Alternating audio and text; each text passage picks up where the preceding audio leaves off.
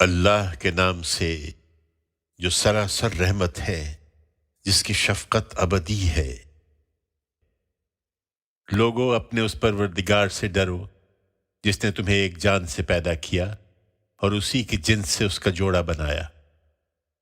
اور ان دونوں سے بہت سے مرد اور عورتیں دنیا میں پھیلا دیں۔ اس اللہ سے ڈرو جس کا واسطہ دے کر تم ایک دوسرے سے مدد چاہتے ہو، اور ڈرو رشتوں کے توڑنے سے، بے شک اللہ تم پر نگران ہے۔ اللہ سے ڈرو اور یتیموں کے مال ان کے حوالے کر دو، اور ان کے لیے ان کے اچھے مال کو اپنے برے مال سے نہ بدلو، اور نہ ان کے مال کو اپنے مال کے ساتھ ملا کر کھاؤ، اس لیے کہ یہ بہت بڑا گناہ ہے۔ اور اگر اندیشہ ہو کہ یتیموں کے معاملے میں انصاف نہ کر سکو گے تو ان کے ساتھ جو عورتیں ہیں ان میں سے جو تمہارے لیے موزوں ہوں، ان میں سے 2 2 3 3 4 4 سے نکاح کر لو۔ پھر اگر ڈر ہو کہ ان کے درمیان انصاف نہ کر سکو گے تو اس طرح کی صورتحال میں بھی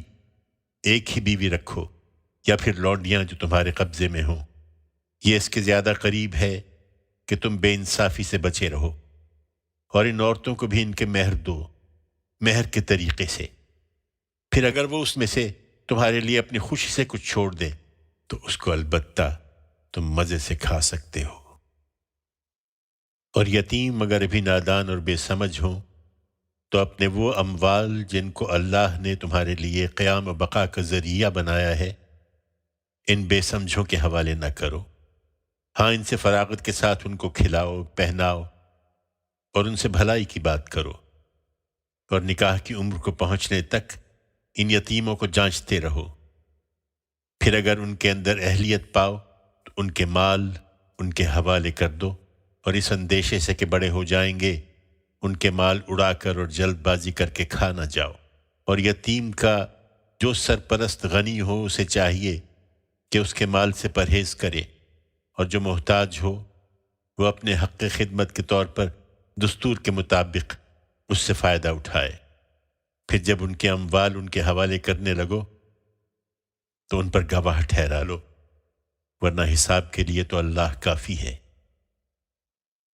تمہارے ماں باپ اور اقربا جو کچھ چھوڑیں اس میں مردوں کا بھی ایک حصہ ہے، اور تمہارے ماں باپ اور اقربا جو کچھ چھوڑیں اس میں عورتوں کا بھی ایک حصہ ہے، خواہ ترکہ کم ہو یا زیادہ، ایک متعین حصے کے طور پر۔ لیکن تقسیم کے موقع پر جب قریبی اعزہ اور یتیم اور مسکین وہاں آ جائیں تو اس میں سے ان کو بھی کچھ دے دو، اور ان سے بھلائی کی بات کرو۔ ان لوگوں کو ڈرنا چاہیے جو اگر اپنے پیچھے ناتواں بچے چھوڑتے تو ان کے بارے میں انہیں بہت کچھ اندیشے ہوتے۔ سو چاہیے کہ اللہ سے ڈریں اور ہر معاملے میں سیدھی بات کریں۔ سنو، خبردار رہو، یہ حقیقت ہے کہ جو لوگ یتیموں کا مال ناحق کھاتے ہیں وہ اپنے پیٹ میں آگ ہی بھرتے ہیں، اور ان قریب وہ دوزخ کی بھڑکتی آگ میں پڑیں گے۔ تمہاری اولاد کے بارے میں اللہ تمہیں ہدایت کرتا ہے کہ ان میں سے لڑکے کا حصہ 2 لڑکیوں کے برابر ہے۔ پھر اگر اولاد میں لڑکیاں ہی ہوں اور وہ 2 یا 2 سے زیادہ ہوں تو انہیں ترکے کا 2/3 دیا جائے، اور اگر ایک ہی لڑکی ہو تو اس کے لیے آدھا ہے۔ لیکن ترکے کا 6واں حصہ اس سے پہلے میت کے والدین میں سے ہر ایک کو ملنا چاہیے اگر اس کی اولاد ہو، اور اگر اولاد نہ ہو اور والدین ہی اس کے وارث ہوں تو تیسرا حصہ اس کی ماں کا ہے اور باقی اس کے باپ کا۔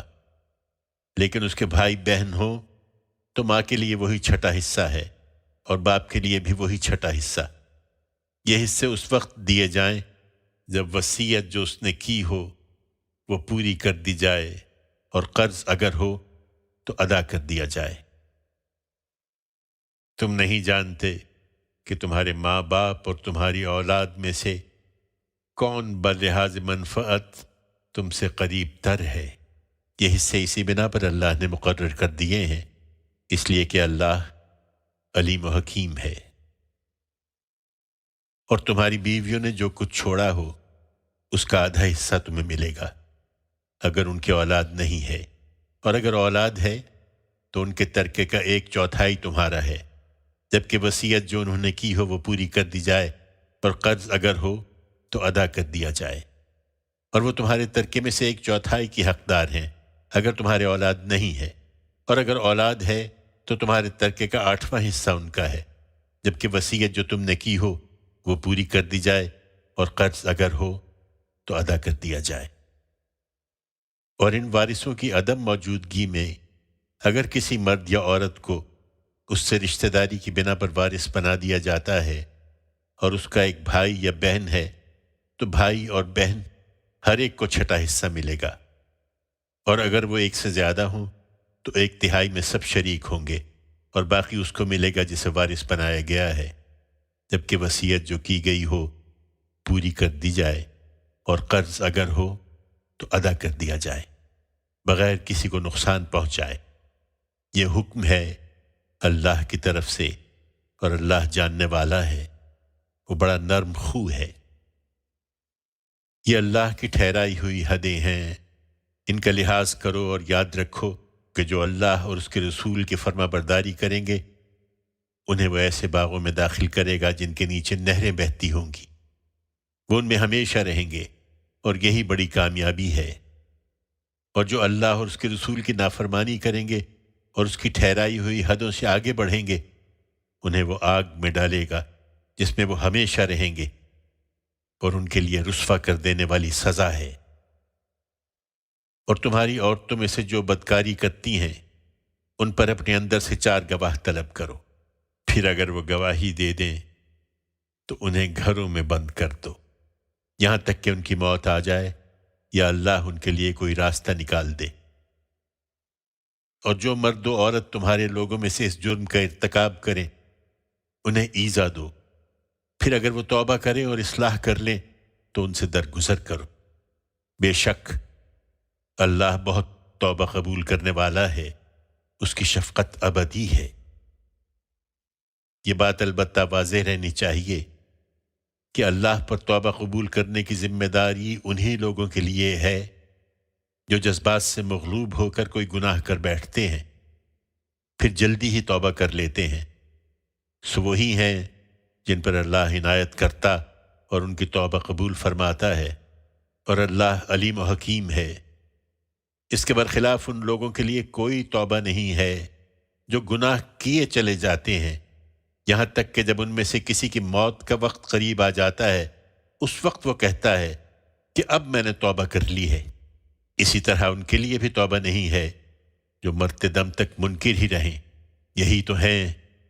جن کے لیے ہم نے دردناک سزا تیار کر رکھی ہے۔ ایمان والو، تمہارے لیے جائز نہیں ہے کہ زبردستی عورتوں کے وارث بن جاؤ، اور نہ یہ جائز ہے کہ نکاح کر لینے کے بعد جو کچھ تم نے ان کو دیا ہے اس کا کچھ حصہ واپس لینے کے لیے انہیں تنگ کرو، ہاں اس صورت میں کہ وہ کسی کھلی ہوئی بدکاری کا ارتکاب کریں،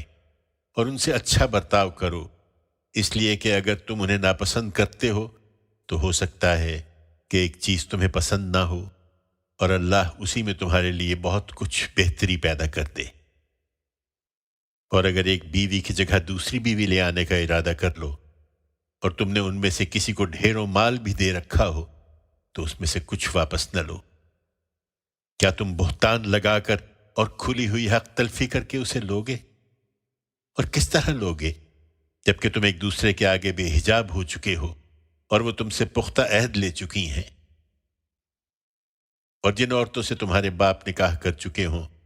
ان سے ہرگز نکاح نہ کرو مگر جو پہلے ہو چکا سو ہو چکا، بے شک یہ کھلی ہوئی بے حیائی ہے، سخت قابل نفرت بات ہے اور نہایت برا طریقہ ہے۔ تم پر تمہاری مائیں، تمہاری بیٹیاں، تمہاری بہنیں، تمہاری پھوپھیاں، تمہاری خالائیں، تمہاری بھتیجیاں اور تمہاری بھانجیاں حرام کی گئی ہیں، اور تمہاری وہ مائیں بھی جنہوں نے تمہیں دودھ پلایا، اور رضاعت کے اس تعلق سے تمہاری بہنیں بھی۔ اسی طرح تمہاری بیویوں کی مائیں حرام کی گئی ہیں، اور تمہاری بیویوں کی لڑکیاں حرام کی گئی ہیں جو تمہاری گودوں میں پلی ہیں، ان بیویوں کی لڑکیاں جن سے تم نے خلوت کی ہو، لیکن اگر خلوت نہ کی ہو تو تم پر کچھ گناہ نہیں، اور تمہارے صلبی بیٹوں کی بیویاں بھی۔ اور یہ بھی حرام ہے کہ تم دو بہنوں کو ایک ہی نکاح میں جمع کرو، مگر جو ہو چکا سو ہو چکا۔ اللہ یقیناً بخشنے والا ہے، اس کی شفقت ابدی ہے۔